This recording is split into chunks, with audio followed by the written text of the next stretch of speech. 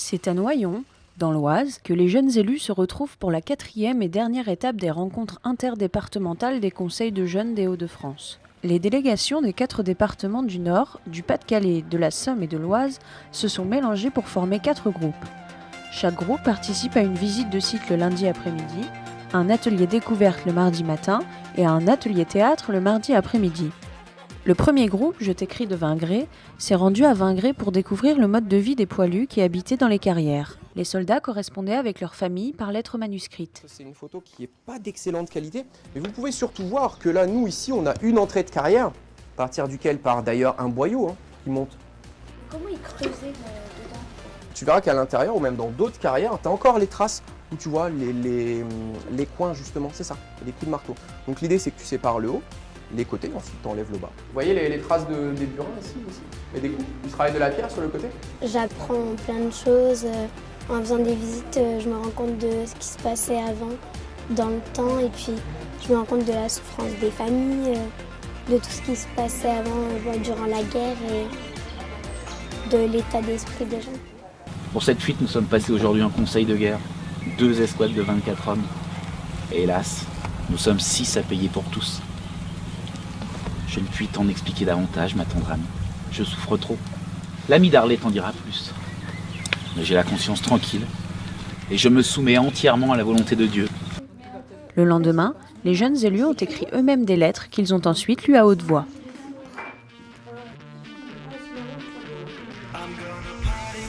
Et j'ai été heureux de l'avoir dans mes rangs.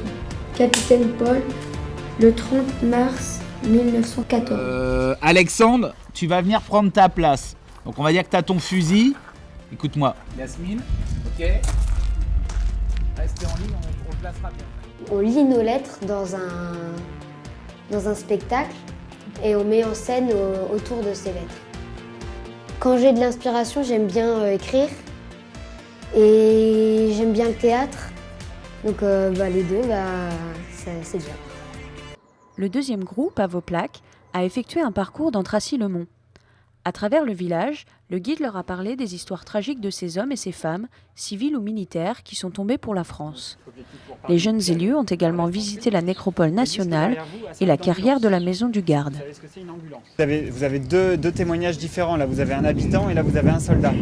On va aussi avoir donc, tout ce qu'on appelle les gueules cassées, tu disais tout à l'heure. Donc, en fait, les gueules cassées sont ces victimes qui sont donc des victimes de la guerre, soit des gaz, soit des obus. Le lendemain, les jeunes élus ont créé leur propre plaque d'identification sur le modèle de celle des soldats français. Et on nous a donné des feuilles de laiton et on nous a donné un petit outil et on a fait de la ciselure. Donc en fait, on a fait des motifs qu'on a gravés et après on les a repoussés pour créer du relief et faire des rondes de serviettes avec en fait.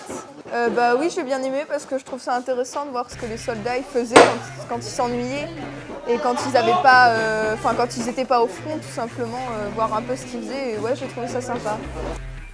Bien sûr de t'inquiéter. Ensuite, oui, très bien.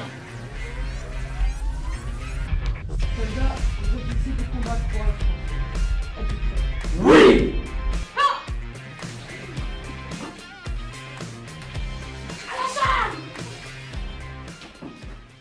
Le troisième groupe, soldats de la Grande Guerre quelle carrière, partent pour Machemont découvrir la carrière où les poilus ont laissé des preuves de leur passage. Galeries souterraines, habitats troglodytes et traces de leur présence.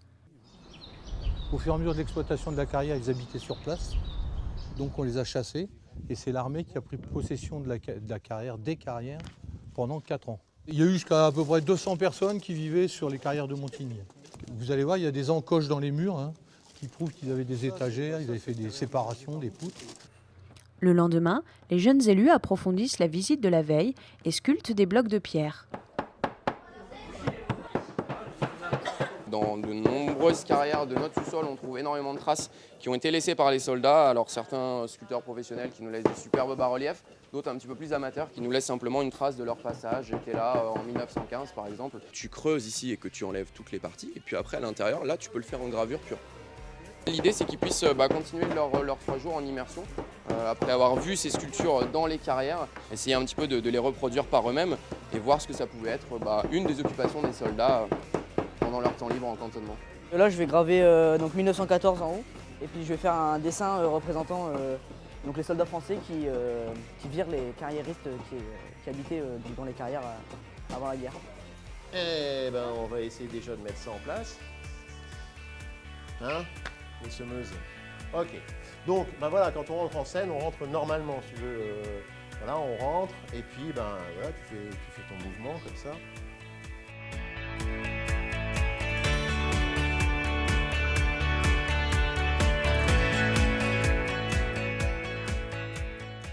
Le 4e groupe, le journal de la Grande Guerre, a découvert la ville de Noyon, détruite à 80% par les bombardements.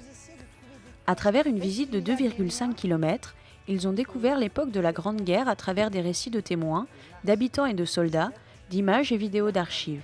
Qui occupe la ville va produire, va imprimer plusieurs avis. Des avis au public ou des ordonnances. Je voulais comprendre, retracer la vie des soldats de 14-18 et rendre hommage à mes ancêtres parce que j'ai des ancêtres qui sont morts dans la guerre. Du coup, je leur rends hommage en venant ici. Ils ont ensuite travaillé sur les journaux et avis produits pendant le conflit.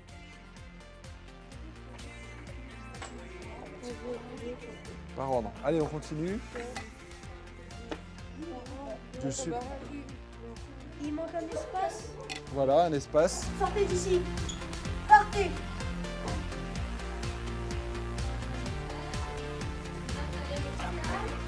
Je vous en supplie, faites pas ça.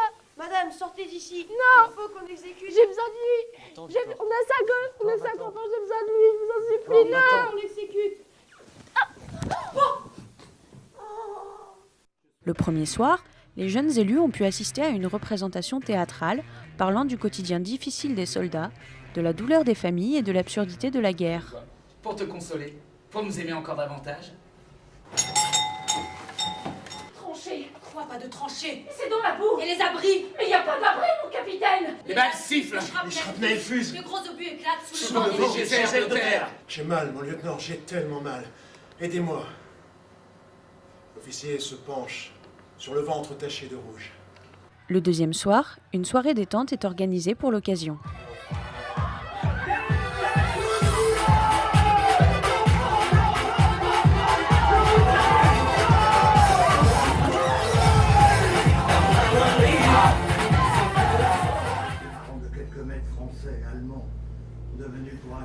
La dernière journée débute par la visite du musée du territoire 14-18 à Retonde.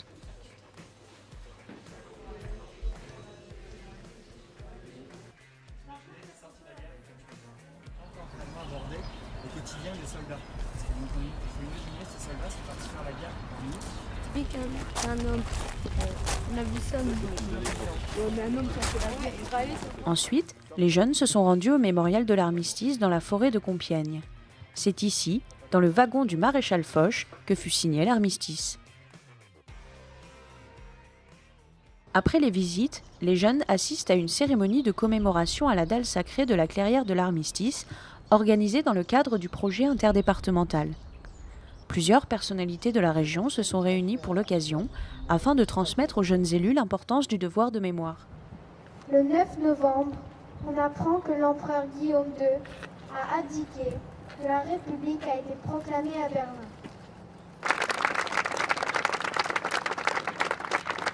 Pour clore en beauté ces 3 jours de mémoire, les élèves présentent sur scène et en costume les scénettes de théâtre imaginées la veille. Et je n'arrive pas à dormir.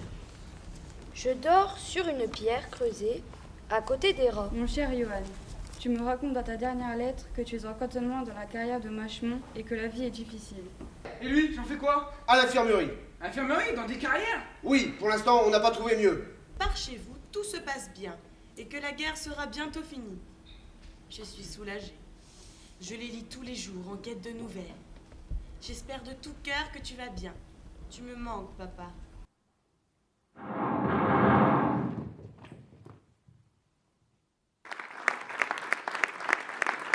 L'ambiance, elle était vraiment agréable. On était tous entre amis et on jouait une pièce de théâtre, donc on était contents. Il y avait de l'émotion qui s'en dégageait.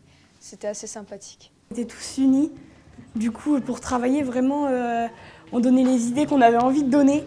Et tout le monde écoutait, tout le monde essayait de le refaire vraiment. Du coup, ça, c'était vraiment cool, quoi. C'était tout super bien, vraiment la sculpture, la randonnée, mais j'ai préféré le théâtre.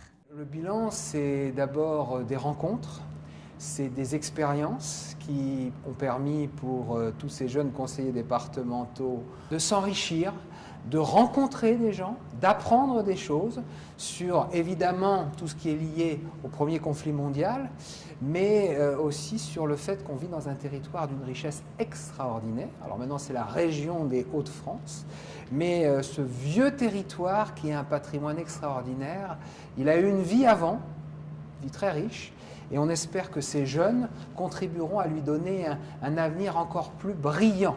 Et peut-être que ce qu'ils ont appris pendant ces 3 jours pourra leur être utile. À chaque rencontre, donc on a commencé dans le Nord, ensuite dans le Pas-de-Calais, dans la Somme et maintenant dans l'Oise. C'est vrai qu'il y a toute une cohésion de groupe qui s'installe et à chaque fois les 3 jours, on voit des pleurs, les jeunes se recontactent. Il y a une belle amitié qui se crée pendant ces 3 jours. Cette rencontre s'achève sur un verre de l'amitié, point final de ces rencontres interdépartementales dont les jeunes garderont sans nul doute un souvenir indélébile.